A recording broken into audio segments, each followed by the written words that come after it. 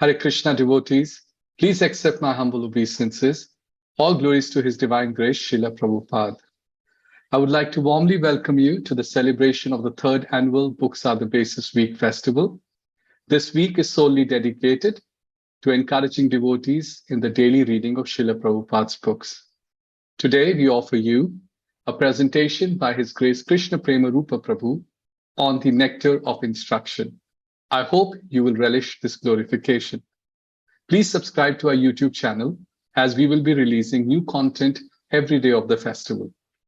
Thank you. All glories to Srila Prabhupada's transcendental books.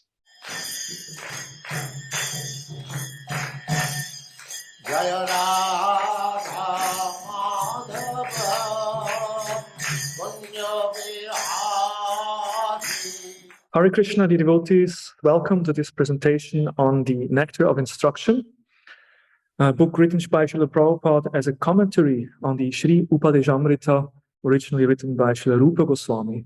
And the Nectar of Instruction is a very unique and powerful book in a sense that everything is there in a nutshell.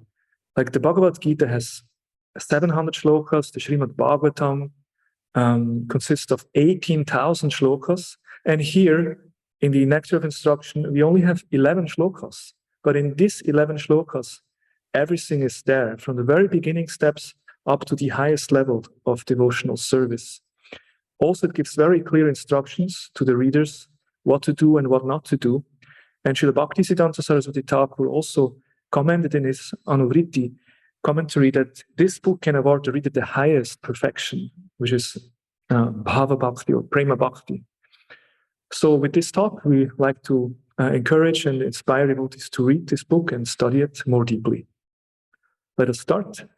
Om Ajnanatimirandasya Ginanjana Shalakaya Chakshurun Militam Yena Tasmai Shri Gurave Namaha Shri Chaitanya Namo Bhistam Stapitam Yena Bhutale Svayam Rupa Gadamayam Tatati Svapadantikam Vancha Kalpatarubhyascha Kripa Sindhubhyaivacha Patitanam Pavanebhyo Vaishnavebhyo Namo Namaha. So let's have a look at the overview. We talk about the importance of the book, and we will speak from the preface of Srila Prabhupada. Then we will talk a bit about the author, Srila Rupa Goswami, not so much on his biography, but more on how he was empowered by the Lord, especially by Chaitanya Mahaprabhu. Then we want to talk about Srila Prabhupada's commentary, especially his relationship to Srila Rupa Goswami. Then we have an overview. We'd like to look at the structure of the book. That will be the main part of the presentation. And then we conclude with some thoughts on Prabhupada's statement, also in his preface, about the importance of the attitude of the follower.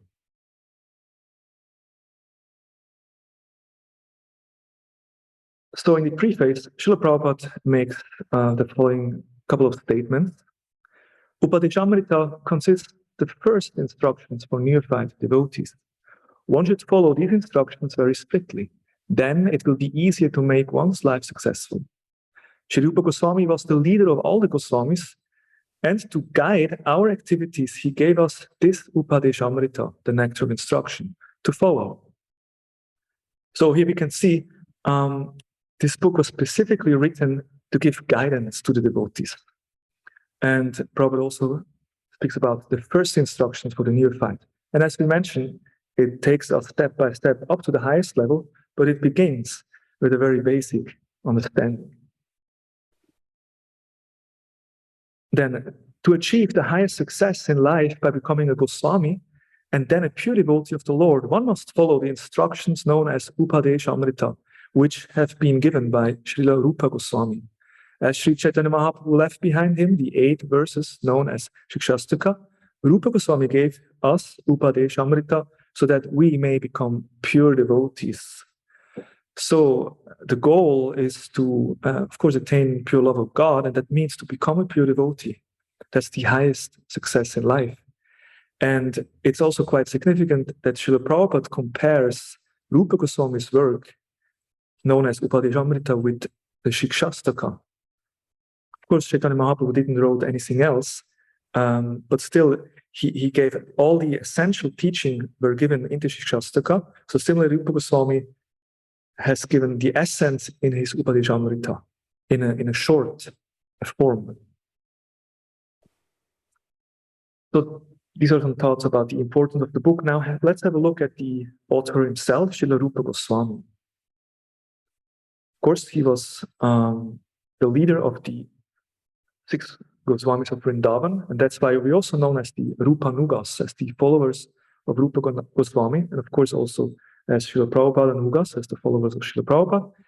But we understand that Rupa Goswami takes a very important role, as Prabhupada also mentioned in his preface, that actually the Hare Krishna movement is conducted under the head or leadership of Srila Rupa Goswami. And Rupa Goswami was empowered by Sri Chaitanya Mahaprabhu in an amazing way, and this is also stated in several verses. We find this in the Chaitanya Charitamrita. Krishna Tattva, Bhakti Tattva, Rasa Tattva, Pranta, Sabha Shikaila Prabhu, Bhagavata Siddhanta.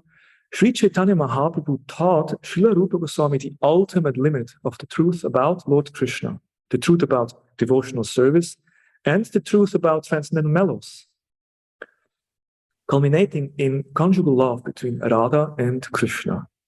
Finally, he told Rupa Goswami about the ultimate conclusions of Srimad Bhagavatam.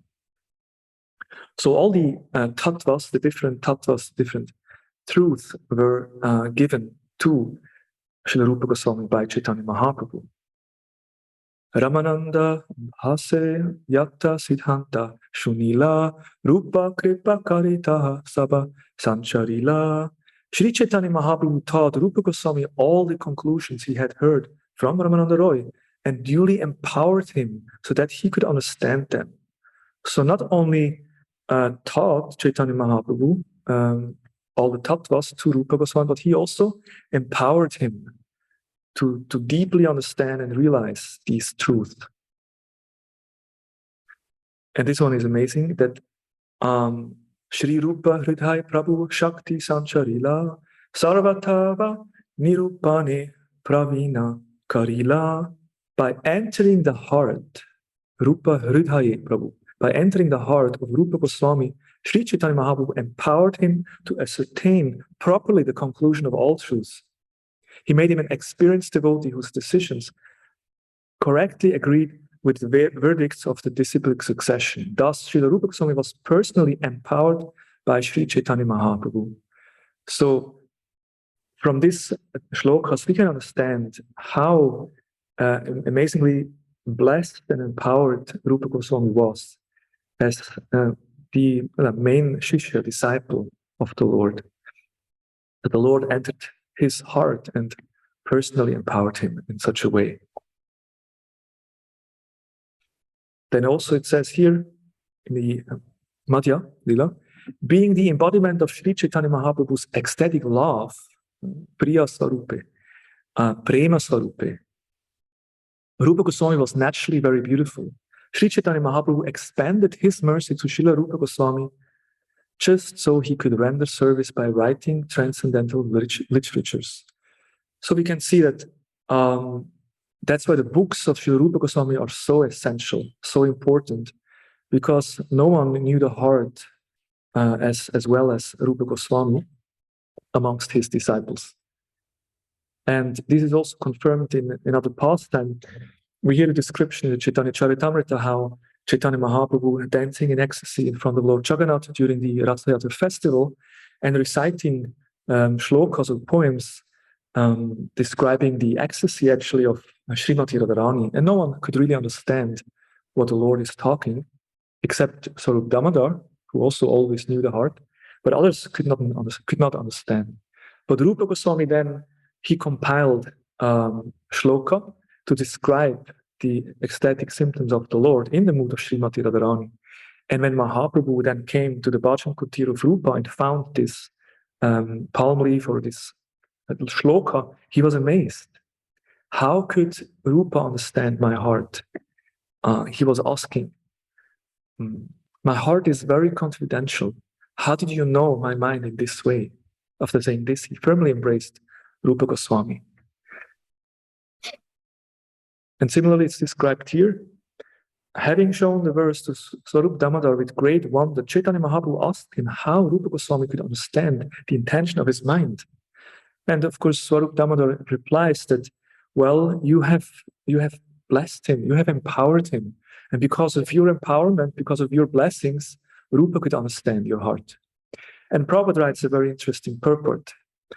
We talk about understanding Prabhupada's mood and mission while studying the scriptures. So here we find a purport that expresses Prabhupada's in a very, very personal way. We, Prabhupada says, meaning himself, we had the opportunity to receive a similar blessings from Srila Bhakti-Siddhanta Saraswati Goswami when we presented an essay at his birthday ceremony. He was so pleased with that essay that he used to call some of his confidential devotees and show it to them. How could we have understood the intentions of Srila Prabhupada, meaning Bhakti-Siddhanta? So, and this is beautifully described also in the Lilamrita, where we find more details. This was the specific part of the poem that Bhakti-Siddhanta so much appreciated. Absolute is sentient, thou hast proved. Impersonal calamity, thou hast moved. And it's interesting that it's described that Prabhupada submitted in a poem and a speech, The Harmonist, the magazine that was printed at that time by Bhakti-Siddhanta, and Swami Bhakti Pradipa Tirtha, who was the editor at that time, he understood that this Abba is a very competent writer in English, and he called him Kavi, learned poet. And some devotees picked up on that and started to call Abhay Babu as Kavi. Because most of the sannyasis, and even the more senior God brothers and sannyasis, they were not so expert in English as Abhay was. And also they could understand Abhay Babu's mood of love and appreciation to his spiritual master, and also how it was strictly in accordance with the Siddhanta. For Abhay or Prabhupada, of course, it was especially giving pleasure when he heard that Bhakti-Siddhanta was so pleased. And as we just read this statement, that was the couplet or stanza that Bhakti-Siddhanta specifically liked. And it basically expresses the fact that the Absolute is sentient, meaning the Absolute has is alive, it has sentiment, it has emotion, it's a person. And you, Bhakti-Siddhanta, have proven that God is a person. And the impersonal, the misfortune that arises, calamity from the impersonal conception, that you have removed from the world by your preaching. So, and Bhakti-Siddhanta was so pleased because he felt, my disciple has truly understood the essence of my preaching. That means he has understood my heart. And he made a statement, whatever he writes, Abhay Babu, whatever he writes, publish it. So Bhakti-Siddhanta had such faith that whatever Prabhupada, Abhay Babu that time, Prabhupada writes, should be published. So this is a beautiful example how Prabhupada understood the heart of his guru. And similarly, Srila Rupa Goswami understood the heart of Chaitanya Mahaprabhu. And therefore, the Upadeshamrita and also Prabhupada's commentary is extremely potent, because both of these amazing great personalities, pure devotees, they really understand the heart of the Lord. So now let's look at Srila Prabhupada and his relationship to Rupa Goswami. There are different commentators on the Shri Upadeshamrita. Bhaktivinoda Thakur wrote 12 essays, and this was published as the Shri Bhakti-Aloka. Bhakti-Siddhanta wrote the Anuvriti commentary, and Prabhupada his English translation and commentary, the Nectar of Instruction. So all of these are, of course, very the great acharyas who commented on this important work. And Srila Prabhupada's connection to Rupa Goswami is very deep. We see here a picture of Prabhupada's room at the Shri Radha Damodar temple in Vrindavan. And as we know, Prabhupada stayed there before he came to the West while preparing for his preaching. These are pictures when Prabhupada came back to Vrindavan.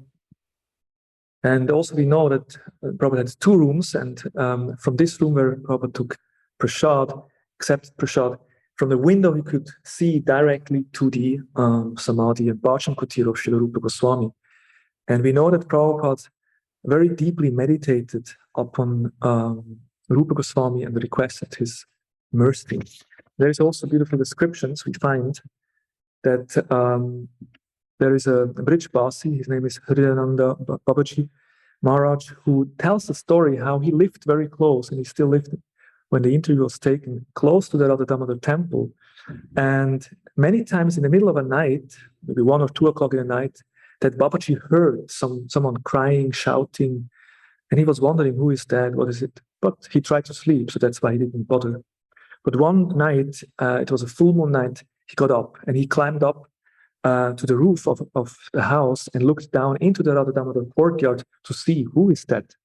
And he saw something amazing. He saw Srila Prabhupada was sweeping the courtyard of Rupa Goswami's Samadhi. He was bending down with a small broom and he was calling out, crying, "Hey Rupa, hey Sanatan, hey Gurudev, please help me, please give me your mercy.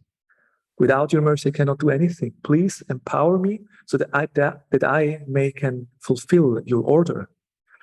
So in this way, Prabhupada was spending nights and nights doing a menial service in front of Rupa Goswami's Samadhi and begging the mercy of the acharyas to get empowerment so that he can preach.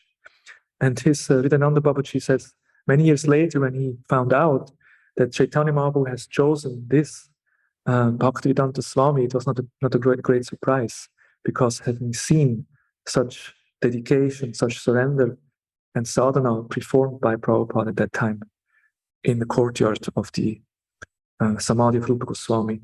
So I personally find this a very amazing story to see that, we know Prabhupada mainly as the great Acharya, Siddhigana Vyasa's son, and preaching to us, but to see and understand Prabhupada also as one who is as a disciple of his guru and one who is crying out for the mercy, depending on the empowerment of the previous acharyas. I find this a very encouraging, inspiring meditation. So we can see that Prabhupada had this strong and close relationship to Srila Rupa Goswami.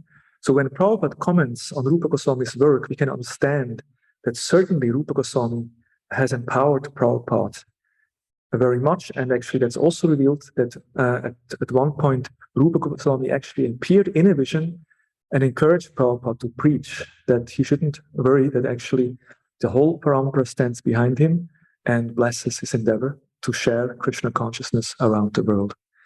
So we understand that Prabhupada's purport on the Upadeshamrita is extremely authorized and contains the conclusion and siddhanta of the whole parampara.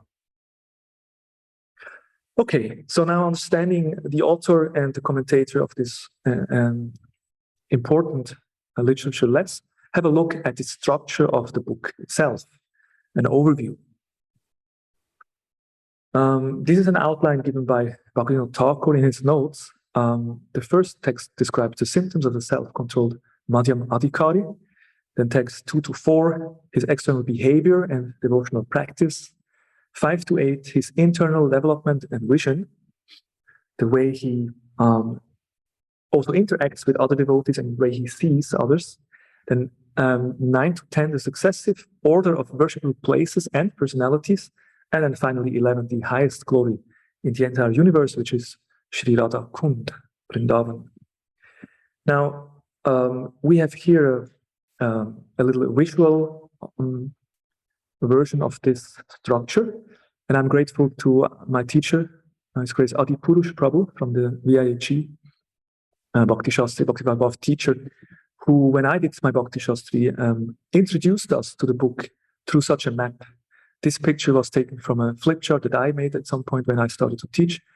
And I'm not a great artist, but I hope you will get the point. And we'll go through it step by step. But basically, it starts with Shloka 1, the journey. It's like a map. The treasure that we see in the lotus on the top right, that's the treasure that we try to find, and that's pure love of God, Krishna Prem. That's the treasure. And where do we start the journey in order to reach that goal? It is in our heart. Point one, that's the heart. But in that heart, there is a strong current of urges that take us away. But basically, the journey starts in our heart. And then there is different obstacles. There is thorny bushes and healing herbs. That means there is favorable and unfavorable circumstances on the path.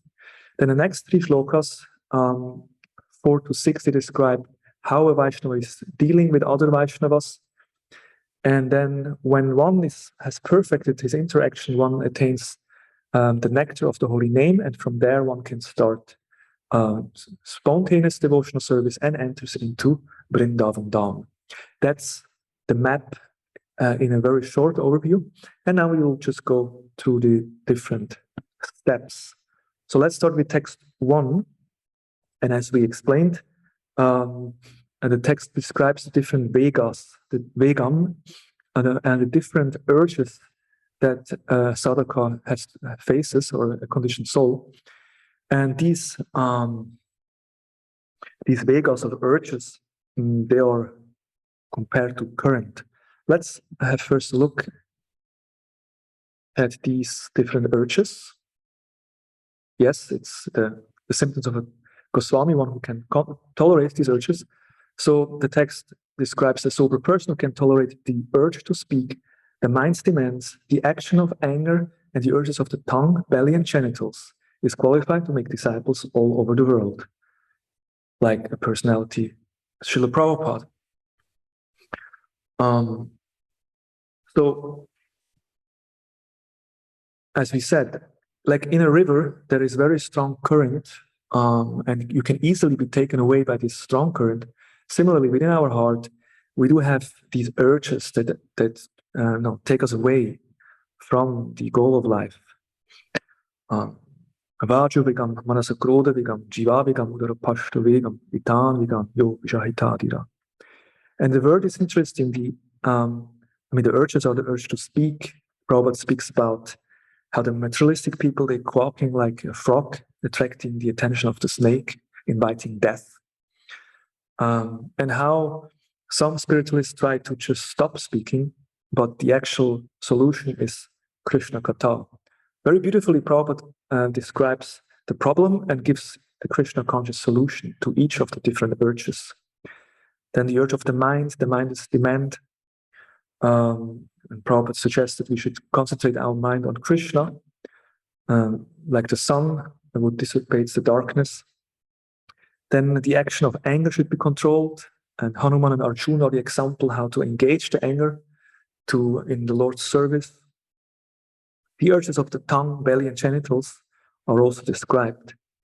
And if one is able to tolerate, and it's interesting, it's not about that one is completely free from these urges, but one tolerates. It says, Vijahita Diraha, one who can tolerate and is sober in midst of all these urges, but can remain sober. He is able to accept disciples all over the world. So these are some description of the first text.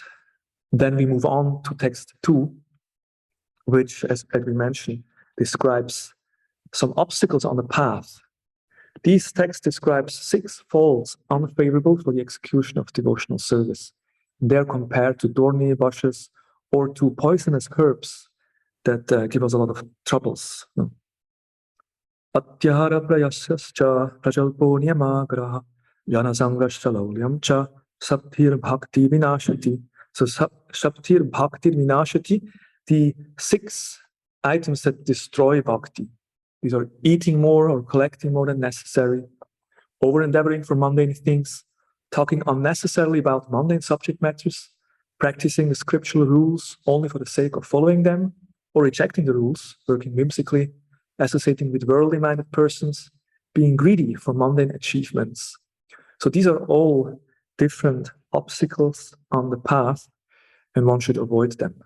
So we can see Srila Rupa Goswami gives such very practical advices for the sadhaka, what should be avoided and what should be accepted on the path in order to make progress. And it's interesting here in this list of 6 faults that when we start to associate with worldly-minded people, then naturally we also start to speak prajalpa. Then we develop the tendency to eat more or collect more. We start to become greedy and over-endeavor. And then naturally we start to either follow the rules just superficially, or we neglect them at all together. So these are all very great obstacles that should be avoided. Then when we move on our journey, luckily we find some healing herbs or aspects in devotional service that are very helpful. These are the 6 qualities favorable for devotional service. And these are Utsaha Nishayat Harihat Tatat Karma Pravartanat Sangatyagat Satovrite Sapthir Bhakti Prasidyati. Being enthusiastic, endeavoring with confidence, being patient, acting according to the regulative principles, abandoning the association of non-devotees, and following in the footsteps of the previous acharyas. So by following and accepting these, once devotional service, one advances or becomes successful in this.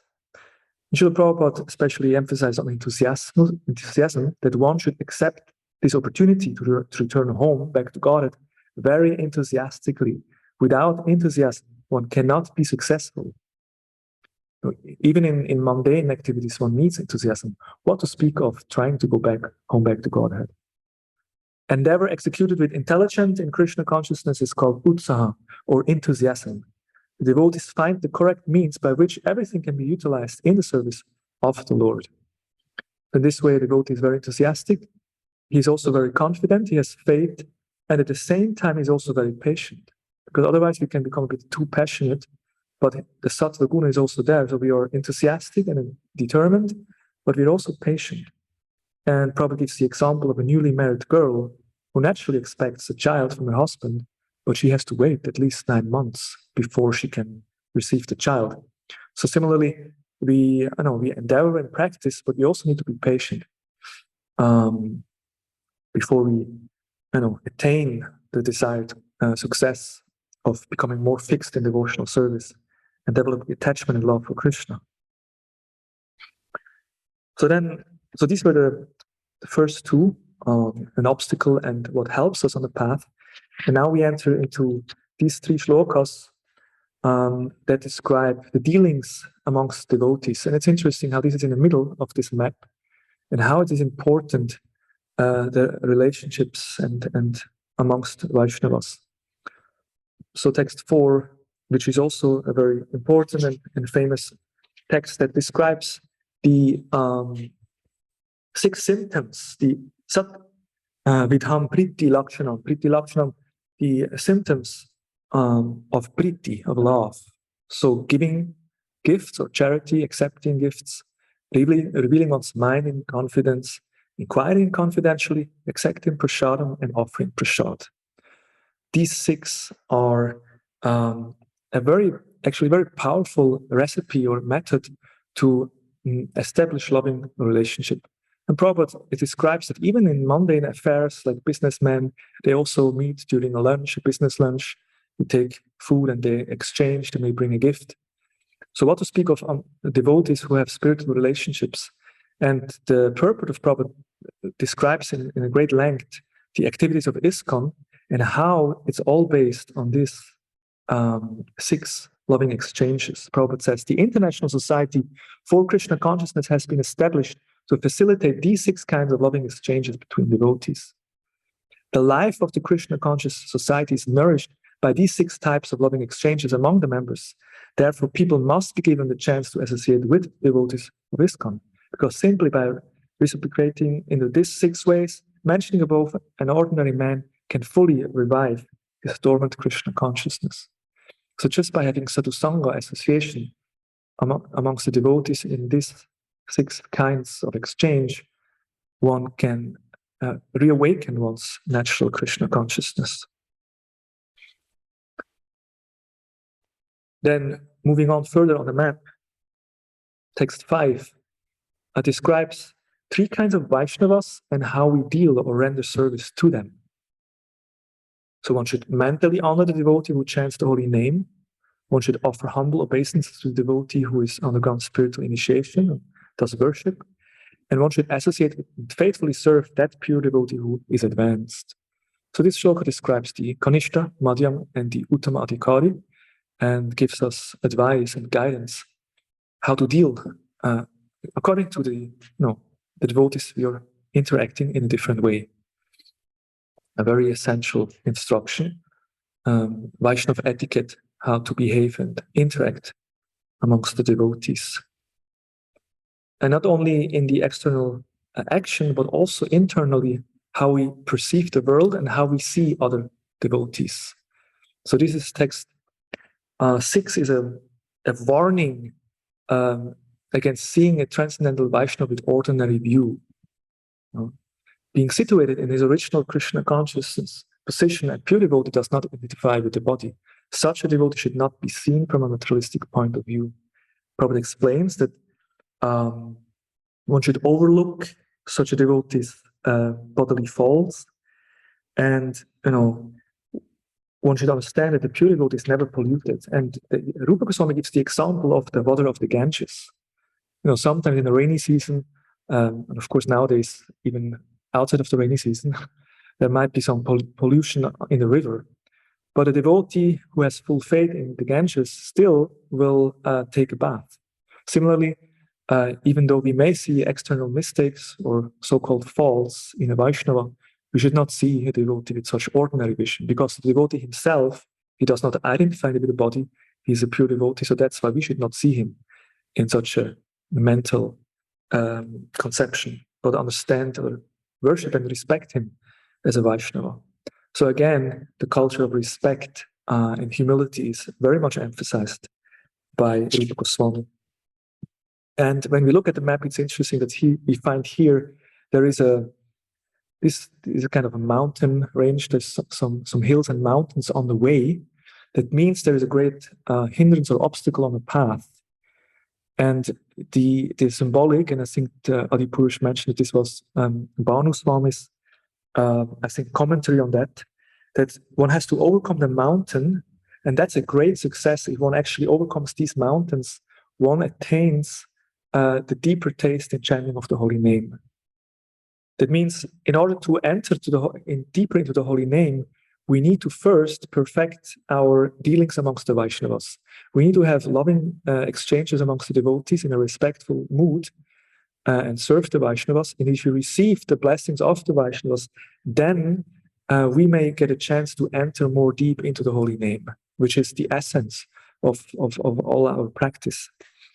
And of course, text 7 beautifully describes the method of destroying ignorance and cultivating a taste for Krishna's holy name. The holy name, character, pastimes, and activities of Krishna are all transcendently sweet, like sugar candy, and we see here. But although the tongue of one afflicted by the jaundice of avidya cannot taste anything sweet, it is wonderful that simply by carefully chanting these sweet names every day, a natural relish awakens with his tongue, and his disease is gradually destroyed at the root. So one who has jaundice, and we see the picture there, everything becomes yellow. And not only that, also everything tastes bitter. And even if he takes sugar, the sugar also tastes bitter. But when he continues to take more sugar, more and more the sugar again becomes sweet. And by that also the disease is cured. Similarly, the holy name, actually everything is sweet of Krishna, but because we are so much in ignorance, we don't relish that sweetness. But if you just continue chanting the holy name, then that sweetness will be more and more revealed to us. And then we can enter the holy name as Prabhupada desires us to do, and Prabhupada guided us how to come to the platform of Shuddhanam. And once we go deeper in the holy name, then naturally we enter into the spontaneous devotional service of the Lord. That's text 8. On the picture we see a little gopi and we follow. That's the idea, to follow in the footstep of the eternal resident of Vrindavan. So the essence of all advice. The essence of all advice is that one should utilize one's full time, 24 hours a day, in nightly chanting and remembering the Lord's divine name. his form, qualities, pastimes. And in this way, engage one's tongue and mind. And in this way, one should reside in Braj and serve Krishna under the guidance of devotees. And one should follow in the footsteps of the Lord beloved devotees who are deeply attached to the service of the Lord. So it means that there is the Ragatmika devotees, the eternal associates of the Lord, and as sadhakas, we want to follow in the footsteps of such eternal associates. And in this way, meditate about their pastimes, Krishna's pastimes, and going deeper into our bhajan. So from here, of course, then the true nectar will be revealed, and we enter into the more deeper stages of devotional service. And from there on, Rupa Goswami describes the goal that we want to achieve. First of all, text 9 describes the successive importance of the best worshipable places. That Mathura is superior to Vaikuntha, and even more higher is Vrindavan because of the Ras Lila. The Govardhan is even more higher because it's touched by Krishna's hand. And then Radhakund is the highest of all places. Similarly, in text 10, the best amongst all the Lord's worshippers are described. First of all, from the very beginning, the karmis and jnanis, and then the devotees, amongst the devotees, the gopis, and amongst the gopis, Srimati Radharani, who is the topmost and dearest devotee of Lord Krishna. And text 11 finally then describes the position of Radhakund, of Radharani, of the many objects of favorite delight, and of all the belovable damsels of Brajbhumi. Srimati Radharani is certainly the most treasured object of Krishna's love. And in every respect, her divine kund is described by great sages as similarly dear to him. So it's very rarely attained, the Radhakund, and it also states that if one simply bathes once within those holy waters, one's pure love of Krishna is fully aroused.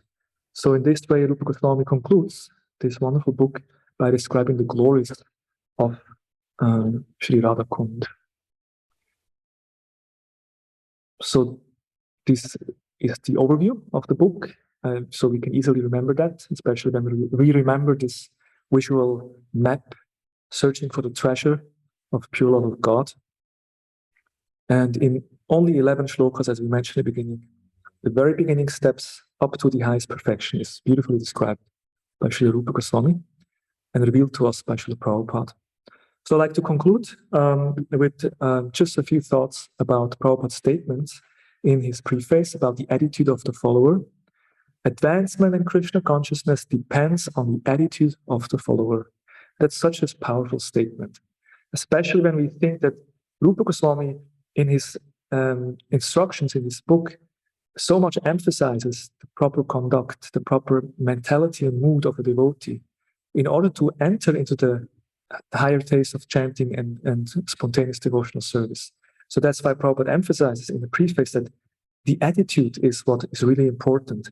And there is many examples how that sometimes the action, there is the external activity and there is the internal motivation, and from the two, the attitude or motivation is much more important than the external activity. And we find many examples in scriptures. For example, here we see Chaitanya Mahaprabhu's servant Govinda. It's a famous story. It's easy that the Lord, after prasadam, would usually lay down and Govinda would massage his feet before the Lord falls asleep. But this time the Lord was kind of blocking the entrance. Govinda requested, "My Lord, please move aside so I can enter." But Mahaprabhu said, "I took too much prasadam. I can't move. Do whatever you want, but I can't move. I'm too tired." So then Govinda steps over the body of the Lord, which is a great apparat. But he feels, "I need to do my service." So he massages the feet and then remains seated. When the Lord wakes up after half an hour or so, after his nap, he's surprised and asks his servant, "Why you're still sitting here?" "Well, you blocked the way." "Okay, but how did you enter? I stepped over you. So why didn't you left the place in the same way?" And then Govinda reveals that he says, "Well, for my service, I'm willing to commit many, many thousands of offenses. That's not a problem because I want to please you. But when it comes to my own sense gratification, I'm very careful." So his external conduct of stepping over the Lord's body is not a good action, but his internal mood of service is a great example. Or another story we find here, the sparrow, she lost her eggs at the shore of the ocean and requests the ocean to return the eggs, but is ignored by the ocean. So she takes a decision to dry up the ocean with her little beak and try to take the water out. I mean, this is an impossible task. And you could say, now, this is crazy. How can a little bird empty the ocean? So the activity seems to be ridiculous, but the internal motivation, the attitude of determination was so powerful that it attracted the mercy of Garuda, who came to help. So that's another wonderful example. So then another example, which is very powerful also, is the example of Krishna comes to Hastinapur and rejects the invitation of Dhritarashtra, but then goes to the house of Vidura.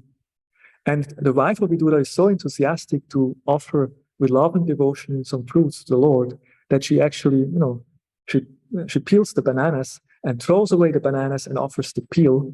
And Krishna, with great nourishment and ecstasy, accepts these peels of banana because they were offered with love. So again, the external, of course, was not appropriate, was completely off, but the attitude was so wonderful. But that's what Prabhupada emphasizes in his preface, that our advancement in Krishna consciousness depends on our attitude. So we should develop that proper attitude of love and devotion and follow all the instruction that Rupa Goswami has given us in his beautiful book, The Nectar of Instruction. So we spoke about the importance of the book. We quoted from the preface. Also, we spoke how the author, Rupa Goswami, was so much empowered by Chaitanya Mahaprabhu. And also we spoke about Prabhupada's relation to Rupa Goswami, and mainly we gave a little overview with this map. And now we spoke about the attitude. Thank you so much for watching this video.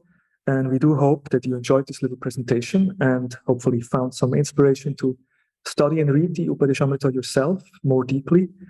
And also like to encourage you to visit our YouTube channel, the ISKCON Ministry of Education YouTube channel. We have many, many videos, interviews, devotees speaking about the importance of reading Prabhupada's books. So please subscribe to our channel, visit us, and hopefully find more and more inspiration to read and absorb in Srila Prabhupada's books. Thank you so much. Hare Krishna, Srila Rupa Goswami ki jai, Srila Prabhupada ki jai, Jai Go Premanande, Hare Hare Go. Hare Krishna, Krishna Krishna, Hare Hare, Hare Rama, Rama Rama.